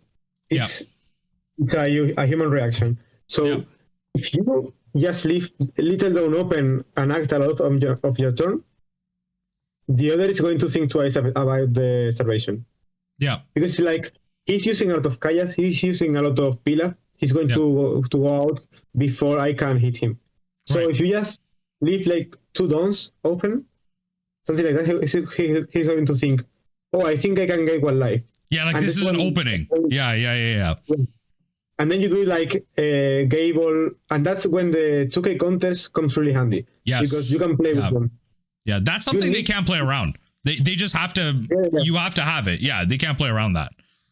Yeah. So you can, this is like what I wanted to talk about it. You need to really think sometimes it's better to leave your, for example, when I use a Kaya and I draw 2/2, a lot of times I keep APs in hand and discard this Espada just because of this. Because I can use the 2K counter to bait the other. I just leave a little down open so he can think he's like, okay, he can just go at least, for the best, 2 Gables. So he goes like, okay, if I use 9/9, I'm going to take a life. Yeah. But then you have in hand your APs or a Hanger or a Mr. One as a counter, and you counter everything. But you got 4 cards out. Yeah, exactly. Yeah. You got a lot of value with the double gavel into, and then you baited some attacks. You baited some attacks, which is good. In my opinion, the best way to fight the starvation is to get the other nervous. Yeah. Draw a lot, use your Pilaf white. It's okay if you take 1 life because you miscalculated or because you just leave less turn open. It's okay to take a life, but you need him to attack it. Yeah. If not, you can just prepare your board. Yeah. You can just prepare your board. You can search for example, for the blockers if you want to stay safer against Katakuri, for example. Right. Just take, if they are reserving you, just take the blockers, deploy all the blockers. He's going to get nervous if you draw a lot of cards. And I like what you're saying. Like you're kind of playing to their fears, like Kaya, Searcher, Pilaf. Like you're getting your opponent worried. Like, oh wow, they're look, like I'm not attacking them, but they're still milling. So taking advantage of these proactive plays to put mental pressure on your opponent. And I mean, hopefully you find them. Obviously, there's times where you're not going to draw those cards. Completely fair. You only have so much control over what you're going to draw. But being proactive, I like that. Like creating that mental pressure and then using that to then go into those situations you're talking about in baiting, where holding up a little Dawn, making your opponent think, yeah, I can get a life here for free, when they can't. You're going to hold up a counter. You have your 2K counters and stop them that way. In the final, I did that sometime, I think in the last attack, that I was like just piling up the white snakes, but slowly, so that he was going for the next swing and the next swing. I didn't do if I had 3 white snakes, I didn't do in just one attack the 3 of them. Yeah. Because I wanted him to think that he could make it. Yeah. So it was just using just enough Dawn to the enough cards to let him think he can take the life when he couldn't. Yeah, exactly. Yeah, when he couldn't. Yeah, no, that's smart. They're like baiting people into these type of attacks is it's very good to use alongside stopping people from starving you. And it's a good way to get cards out of your hand, because it's important even in the blue matchup. When we're talking about putting like if you can bait people into attacking you in these situations, then that's a good way to get cards out of your hand. You don't need Kaya's impel downs, Apis. If you just go no Dawn, your opponent attacks and you're like, oh, 2k counter, 2k counter, 2k counter. All of a sudden you're at 5-6 cards in hand and the pudding doesn't mean anything. So baiting is really important. I'm happy you highlighted that. But yeah, okay. So past the counters, talked about Starving, you talked about some Gion. How are you feeling about, in general, give me a blanket statement, Nami and OP08. How are you feeling about like the current metagame? You played this tournament, you did really well. How are you feeling about Nami right now? Nami's incredible. I mean, yeah. In OP08, I think it's like the safest deck you can bring to a tournament. Yeah. Yeah. In my opinion. Do you find that? Yeah, go on. No, yeah, you just need to not get to be lucky and don't find too much of the counter decks. But that happens with everything. You cannot control that. You just need to do what you can control. I think this is the sexy decision. Yeah, not in the 8.5. I think playing Nami is suicide. And you're talking about, so specifically what you're referring to is 8.5 is once the Dofi starter deck becomes legal, right? The Doflamingo starter, yes. And the pluffy. Yes. Okay, so that's kind of wanted to try. You beat me to it. I wanted to transition into it. Okay, talk to me about Doflamingo. Why is it a problem? No one's playing Doflamingo now. Why is Doflamingo a problem? Because the Flamingo can fill your board in turn 3. Yeah, exactly. They're bored. Like I don't even know. Like so I'll mess around with some blue decks outside of Nami. I really like Ivankov. I really like Ivankov, but I'll play some Dofi as well. That deck is dumb. That deck is so good. It does everything so well. Oh my god, here I'm just writing in Doflamingo. Okay. They like, what is, in your opinion, like, I don't know how much you follow the deck. Like, is there one specific card for Dofi that stands out as like the worst thing against Nami, or is it like a couple of cards that really come together and are problematic?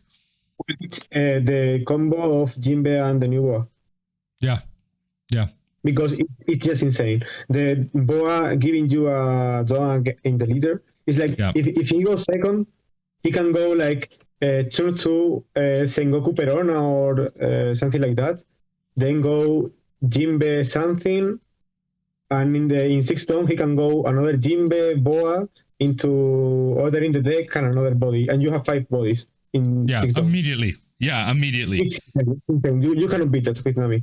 No. They start just swinging with 6, and you're out.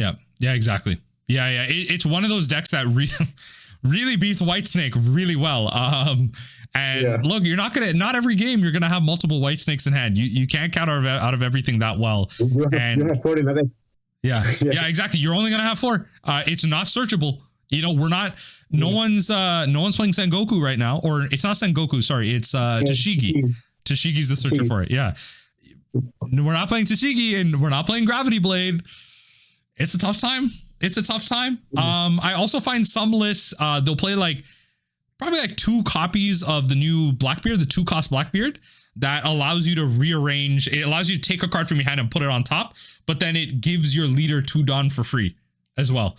Like, it's like, in my opinion, it's not a good card. I haven't tested Dofi a lot, so don't take my word for granted. But I don't think it's a good card because like the good thing for Dofi is that he deploys bodies without using his hand. Yeah. So that card, you have to put the card and another card in top of the deck. Yeah. So it's a -2 for a body, and Dofi can do that for -0. Yeah. Well, when you play it, you do get some of the Dawn back. That's the key. Look, again, it's not a play set. It's a 2 of, and the whole reason, like, if they would play it, like you have to play it because you're trying to abuse the situations where you draw the cards that you need. So like you get to put a Jinbei back. If you bounce one of your characters, then you can then take the character from hand and then put it back on top. It's niche. It's not that everyone's playing it, but I find that that's also another one that, like, it's not a card they'll ever swing with. You can never kill. It just helps them like do busted things continuously. Talk to me about, I think sorry. No, I just to end out the Blackbeard, I think also it stacks a lot on your board. When Dofi wants everything, the 4-cost bodies, Yeah, you are going to kill it and maybe just use it for 1 or 2 times and did a minus 3. exactly. Yeah. I don't really like it. I think it's a good card, but I don't really like it personally. I know, I get what you mean. Again, not everyone's playing it. I've seen it, and it's not a playset. It's like 2 copies.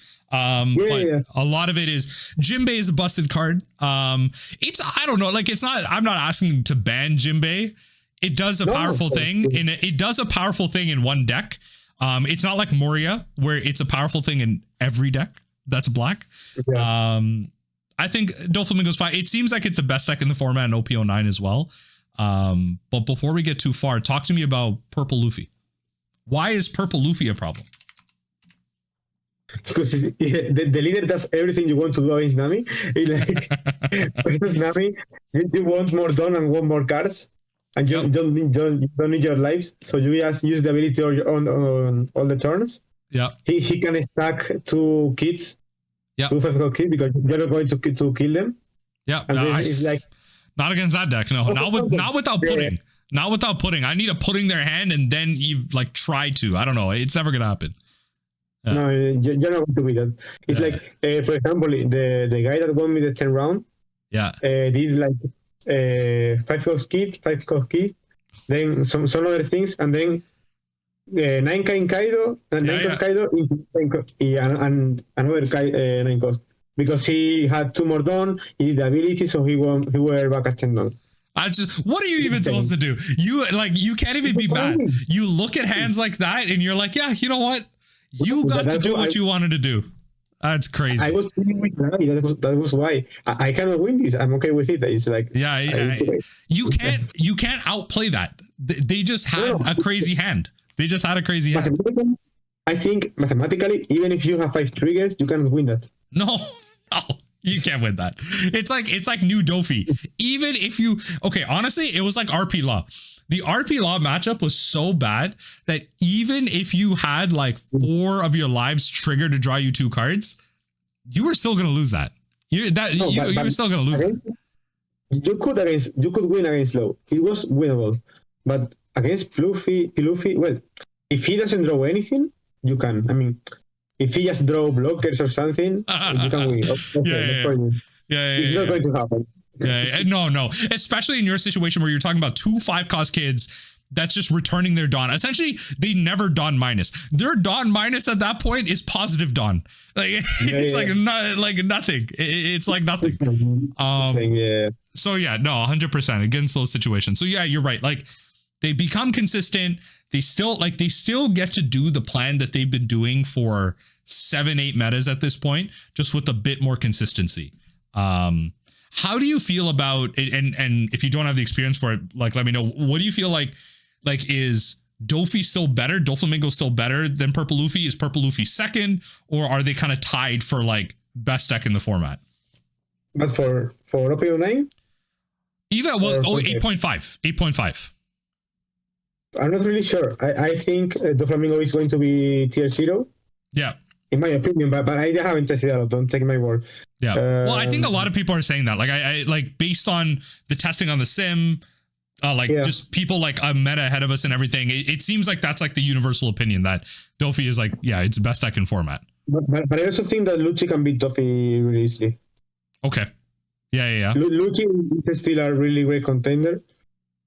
The Lucci tech, I think, is there's like this one event.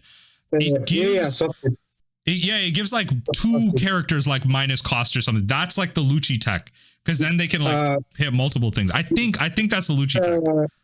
It's a CP9 card. I think the swap ship. Something like that. Yeah. One done is an event that goes -2 to 2 characters. I'm trying to put it up on screen for the thing. Yeah. Soap sheep. Yeah. Give up to 2 of your opponent's characters -2 cost during this turn, and it triggers your opponent trashes 1 card from their hand. Triggers whatever, but you're using it to be able to like minus like multiple characters. So yeah, this is the tech that I've seen on Twitter people talk about if Dofi becomes good. You just do leader ability in fact down. You can do leader ability swap chip Lucci. Yeah.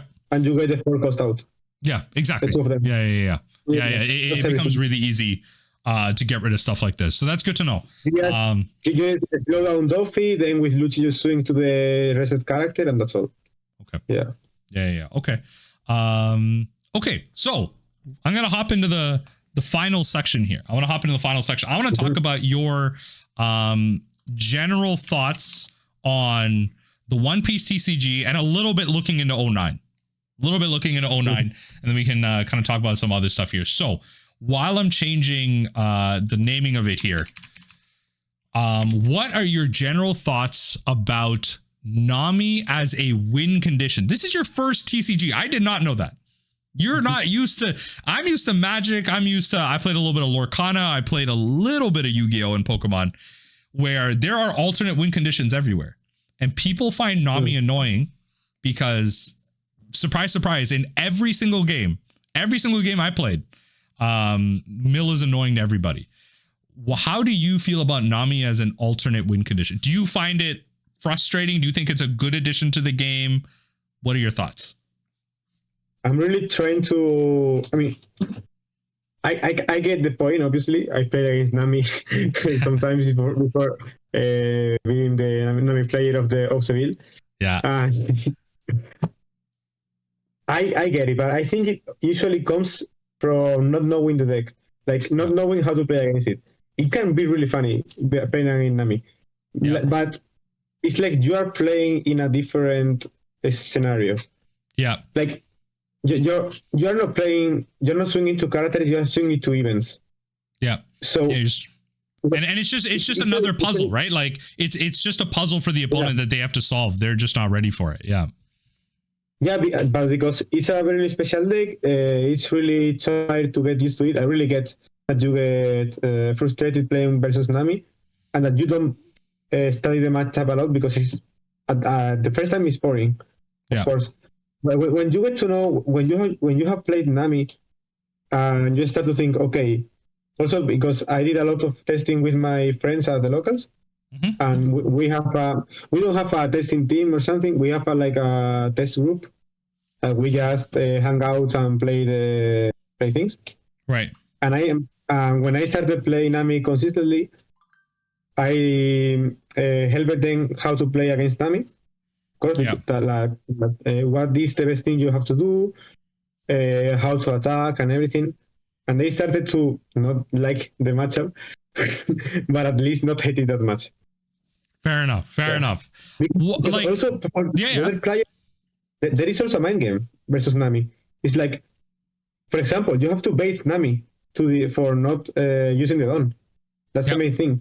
For example, if you have a white board, you can do a huge swing, but leaving enough Dawn open to do all the others characters make 6 or more attacks, so like 6k or more attacks. Yeah. You do big swings. If Nami take the life, just stop and pass. So Nami lost 10 Dawn. If he defended, he lost a lot of Dawn defending that, and then he's going to take a lot of swings from the others. It's like there is also a mind game playing against Nami that I think it can be fun to play. Yeah. But I agree. That situation you literally just outlined happened to me against Blackbeard. I was playing 09 in the sim, and then my Blackbeard like swung twice with, I think it was with a 7 cost character. I forgot, whatever it was. And they swung big and then they passed. And I'm like, wait, what? And then they did it again. And I'm like, oh, okay, I see what you're doing. And then I didn't let them do it again. I was like, no. You're not, I see what you're doing. You're not getting away with this for free. Fortunately, I had like the right cards I needed to, kind of stop that attack and their future attacks. But you're right. It's really annoying as a Nami player to play against that. They'll just attack once it passes. And I'm like, oh, okay. There is some way to play against around that. Like, okay. Yeah. You just have to half defense that big attack. Yeah. So you just, for example, if there is a 15 attack, 15k, you defend, for example, you use Gable, Love Being, and take the life. Yeah. So you are prepared for the attacks, and you get 3 cards out, for example. Yeah, like you're still getting your value out of it. You may not defend it, but like you could get a trigger out of it, and then you still go through 3 cards. You mill 2, draw 1. Yeah. Yeah, like get your value out of it. If you're gonna take the hit and you're kind of approaching like close to the end of life, just get your value out of it. Yeah. Yeah, because a lot of people doesn't get this, that the limitation of Nami is not the hand but the dons. Yes. It's like, Yes. that's a more important thing. I think I also learned this from you. Sharing some video, I think, because I think I've seen it in a video. Yeah. No, it's one thing I've talked about where, because we 2 sets in a row we've gotten, and I'll kind of elaborate on what you're talking about. So like for people that are listening, for 2 sets in a row, we've gotten 2 events that cost 2. So that means that the average cost per event in our deck has gone up. And it's actually more than when we had Deathwink, because Deathwink is always accompanied by less events, because you'll always gavel character into like Deathwink. You'll almost never cast multiple events into a Deathwink, because there's only 1 event, or sorry, there's 3 events in the deck when you're playing Impel Down that don't draw you a card, right? There's 3 events. Chances are you're not casting all of them. You probably go gavel in to reduce them. The thing is when you're playing Kuja Pirates, you have to play all of it. And when you have to spend a whole turn playing White Snake, Snake Dance, you Snake Dance again, that's 6 Dawn. That's huge. That's so much Dawn. Whereas if you use like the Deathwink like play, you would probably go gavel 1 rubber band. You might like pitch a Mr. 1, pitch a buggy, and then Deathwink draws you 2 cards. That you have gone through 5 cards. 5 cards for 5 Dawn. The same doesn't happen for this. You go Snake Dance, you don't draw a card. White Snake draws you a card. Love, you have to go low on cards to even draw you a card. And Snake Dance doesn't help you do that. Snake Dance keeps you card neutral in hand. All in all of this adds up to the fact that your Dawn, like the deck is so taxed on Dawn that 1 swing per turn thing that you're talking about really messes Nami up, because at some point you're just going to have so many events in hand that you're not using, that you're not going to be able to draw cards with your beam. Your Spadas and your rubber bands aren't high enough to defend appropriately. All things go south. That's my little spiel. The Nami's average Dawn spent per turn has gone up drastically, and it's a big tax on the deck. It's a big tax. I have one thing to say here, that also related to the baiting the opponent thing, that as a general rule, I always spend 5 Dawn on my turn and 5 Dawn on the other. Yeah. I don't really, because you need to use consistently the pillar. Yeah. And also take your life consistently. So leaving 5 Dawn to defend, well, if the other have the full level of lower, like 3 Morias, you can leave 5 Dawn. But yeah. In mid game, as a general rule, I always just leave 5. Yeah, so I'm similar. My rule of thumb is 4 and 6. So I like to use 4 Dawn. Like in my mind, I'm using Pilaf and Kaya, or Margaret and or like I'm using Gloriosa into a Margaret, and then 6 Dawn lets me use 3. Sorry, go on. Yeah, because I think I'm a really player with Nami. So I love the mind game. So I just go waiting. Yeah, because you like holding up like the 2K counters and everything. That's completely fair. But I understand what you're saying. You have to mix in proactivity. You have to use Dawn on your turn to then, kind of succeed, and then use Dawn on your opponent's turn. Whereas again, unlike the Deathwing build forced you to use Dawn almost exclusively on your opponent's turn, because on average, you're probably milling 1 to 2, probably 2 Pilafs a game, and then you're relying on your trigger. So you have to make up for that by enabling 2 Deathwings, by drawing 2 cards. So you almost, again, have to exclusively use cards on your opponent's turn. A lot of Nami players had a hard time transitioning into Kuja Pirates because of that, because you have to learn to play proactively and know like what cards to hold up in hand. So many people comment on my videos and they're like, oh, why do you keep discarding White Snakes? I'm like, because it's what we talked about earlier. They keep swinging 6 at me. I can't spend 2 Dawn to draw 1 card, because it doesn't counter. It just adds 1k. That doesn't counter out of anything. Am I going to spend 2 Dawn on my opponent's turn to draw 1 card? No, get it out of here. That's gavel fodder. That's Kaya fodder. I don't want to play that. And that's a hard like value like part to like understand in Nami. But yeah, sorry, I ranted a lot there. I talked about a lot. It's your turn, right? But yeah, so going into OP09, do you have I don't know how much you play on the sim. Do you have a lot of experience with the OP09 metagame or? Not really. I'm not. I really still don't know what to play. Yeah. I really want to test the Nami Searcher. Yes, it's really good. I'll tell you that. It's really good. I know. It's really good. It almost always pulls a card out of their hand. Or at the bare minimum, it counters out for free. Because once you swing, if they don't swing into it, and I've had opponents not do it. It's crazy. I don't know why they wouldn't do it. If they don't kill it and they let you search 2 cards, you've almost won the game. Yeah, that's too much value. Like, you can defend the Nami. Like, for example, 6K swing into the 1K is just Gion. It's like Duer Band Melo. Yeah. You can defend. And sometimes like you can bait it too, where like you swing with the 1K and then they'll swing with like a searcher. It'll be like red Nami. It'll swing 2K and they'll be like, yeah, I'll kill it. No. I'm gonna spot it. Okay, now it's alive. Yeah, guess what? Now they have to attack into it again. And they can't let it live. They can't. They now have to spend like a 4 to 5K attack into a 1K because they cannot let it live. It's actually like really powerful as like a mind game. Yeah. And also the 2-cost event, the Kawaii thing. Yes. It's really good also. Wait, which event? The for 2 is I don't know the name, but for 2 it gives you 3K. Oh, yes. And the trigger is draw a card. Murder at the Steam Bath. Okay, so for folks watching this on YouTube, you're getting, because it's not out in 08, you're getting the Chinese or Japanese like kind of wording on it. Counter up to one of your leader or characters, which is great, leader or character. It's not Gavel. You get 3K, then you trash like 0, 1, or 2 cards from your hand, and then you trash the same amount from the top of your deck. How do you find that card? I actually tested it a bit. I didn't like it. I liked it with Deathwink. Because it was like an extra Gavel. Yeah. I'm 50. Well, okay. Like, why do you like it?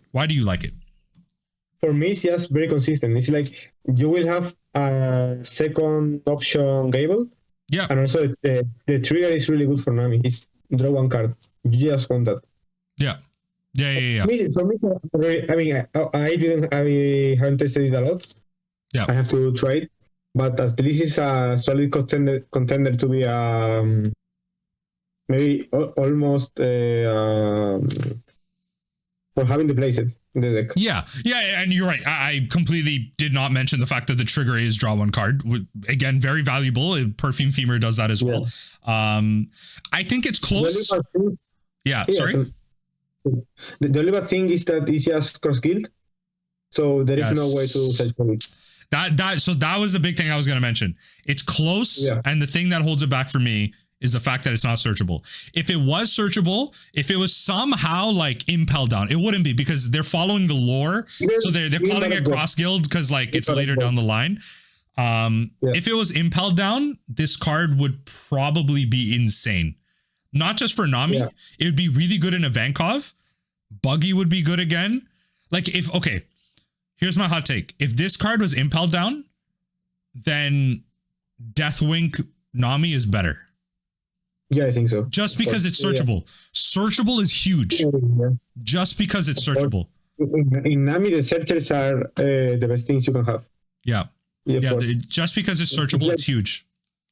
For 1 zone, taking 1 card out, no reduction of hand size, and ordering the 4 button is insane for Nami. Yeah, exactly. Especially late game, where you pretty much like, even at the end, like you have 6, 7 cards left, you searcher, you pretty much like, let's say you have a handful of Kai's and Pilafs, with your searcher, you pretty much know exactly what you're drawing into. You know exactly what you're drawing into. It's so powerful. It's everything you want to do for one turn with Nami. Yeah, like as a searcher. Yeah, no, if Steam Bath was searchable, I would actually completely change my mind on it, but because it's not searchable on it, and you know what it is too, a lot of Nami opponents are used to swinging 4K, or sorry 9K. They'll add 4 Dawn to a 5K attack, they'll swing 9. They're used to that, so that's a big negative against this card. But then obviously that means you could play this for 2, play another 1 cost event, you could probably counter out. It's not searchable. That's my problem. If they errata it down the line and make it impel down, I think it's busted. I like, actually, like, if you can find this with Buggy, because then Buggy can find impel down, Deathwink, Mr. 1, Steam Bath. Like, Buggy's insane. It has like 16 targets in the deck. Buggy becomes insane, but I think without it, it's tough. That's my opinion. For me, it's like the what's in English? The piece of the puzzle that is left, because last piece. Okay. Yeah. That's the only 3K was the only number Nami didn't have. I see what you're saying. So against like the 7K swings, having like a 3K option. Look, I'll tell you what. I'm not counting this card out yet because not a lot of people in the West, obviously, are doing like legitimate OP09 testing. So I'm not going to pretend like the testing and the opponents I'm playing against an OP09 sim like are that powerful or are necessarily playing the meta. So it could change. Mm-hmm. Steam Bath could be, Steam Bath could be good. So far on my testing, it's been kind of middle. Yeah, for me, it's like I think it's good, but I don't really know. It has. Tell you what, it has everything that you think would make it good. It mills. It takes cards out of your hand. It draws a card on trigger. It's just 3K for 2. You have to trust cards. I know what you mean. Yeah, of course. But I think it's a good result. If this card countered for 4, if this was a 4K counter, I wouldn't even argue with you. This would be an auto include. I wouldn't argue. It would immediately be an auto include. I wouldn't argue at all. This would be insane. A second gavel, literally a second gavel, because it can counter for 4. I wouldn't argue. That 1K does make a big difference. But that's how they knew. They balanced the card. Shout out to Bandai. You balanced the card. You did what you're supposed to do. Good for them. Yeah. They did their job. But you're right. Steam Bath is definitely an interesting one. So at this point, I think we've kind of approached like close to the end of the video here.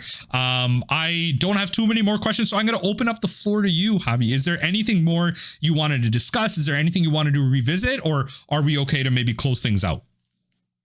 For me, it's mainly okay. I think I covered everything I wanted to talk about it. Yeah. Okay. Perfect. Yeah. Well, Javi, in general, like I'm again, thank you for joining me on the interview today. Again, I always like to tell people and remind people, like, as much as I might say on my videos, I'm not a pro player. I suck at this deck, and I'm here to platform and provide voices for the players like you that do well with it. And even if you don't play Nami again, there was a time when you did, and you did well with it.